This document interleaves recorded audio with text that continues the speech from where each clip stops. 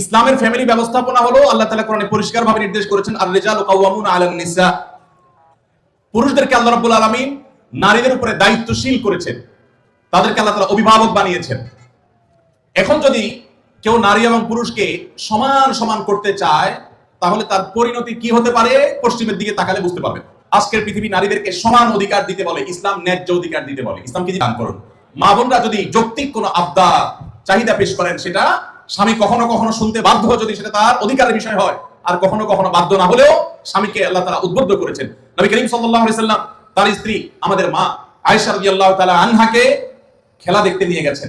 আম্মা জায়েশা রাদিয়াল্লাহু তাআলা আনহা হাদিস বর্ণনা করার পরে বলেছেন, ফাকদুরু কদরাল জারিয়াতিল হাদিসাতি সিন্নি আল হারিসাতি আল্লাহ বে, ও দুনিয়ার পুরুষেরা, যুবকেরা, স্বামীরা শুনে রাখো, আল্লাহর নবী সাল্লাল্লাহু আলাইহি সাল্লাম নবী হওয়ার পর, এত ব্যস্ত মানুষ হওয়ার পরও তিনি তার স্ত্রী হিসেবে আমি যখন তার কাছে খেলা দেখতে চেয়েছি তিনি নিয়ে গেছেন, যতক্ষণ পর্যন্ত আমি নিজে বিরক্ত হয়ে উঠে না আসি ততক্ষণ পর্যন্ত নবী সাল্লাল্লাহু আলাইহি সাল্লাম বসেছিলেন, আমাকে নিয়ে আসেন নাই, বলেন নাই আয়েশা চলো আর কত দেখবে, এটা বলেন নাই। অতএব তোমরা তোমাদের কম বয়স্ক যে সমস্ত স্ত্রীগণ আছেন তাদের বিনোদনের প্রতি, আনন্দের প্রতি তোমরা খেয়াল রাখবে, এটা আমাদের আয়েশা বলেছেন। তাহলে বোঝা গেল স্ত্রী যদি কিছু চায় সেটা পূরণ করবার জন্য স্বামী যথাযোগ্য চেষ্টা করবেন, যদি অন্যায্য না হয়, অন্যায় না হয়, অযৌক্তিক চাওয়া না হয়।